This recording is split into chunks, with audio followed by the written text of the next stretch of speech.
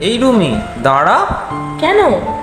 আরে তোর জন্য যে উপহারটা এনেছি সেটা নিবি না? হ্যাঁ, দে দে। তুই চোখটা বন্ধ কর আগে। আচ্ছা, যা করলাম। কি রে, কই গেলি? এই যে ম্যাডাম। পায়ে হাত দিচ্ছিস কেন? এটা পরিয়ে দিচ্ছিলাম। তুইও পারিস সত্যি।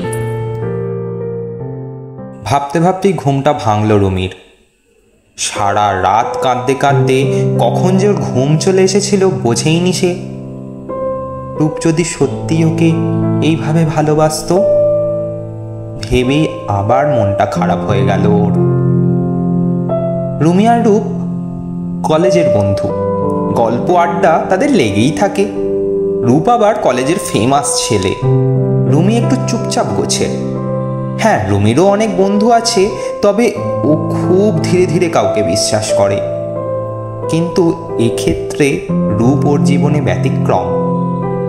রূপকে প্রথম দেখেই ও রূপের প্রতি একটা প্রচণ্ড টান অনুভব করে। তারপর তাদের যত কথার মাঝে কিভাবে যে রুমি ওকে ভালোবেসে ফেলেছে বুঝতেই পারেনি। প্রচণ্ড রকম করে রূপকে নিজের কাছে চেয়েছে বারবার। রূপের বন্ধুরা তাকে বারবার বারণ করেছে যেন রূপকে ভালো না বাসে, কিন্তু কি আর করা যাবে, মনের দাস তো সবাই।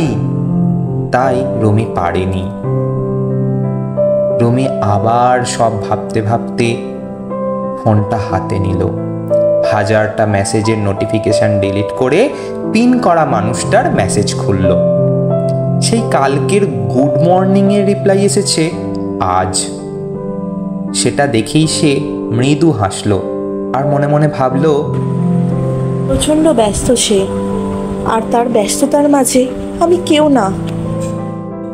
আবার মেসেজ করল রুমি, কলেজে যাবি তো? হ্যাঁ।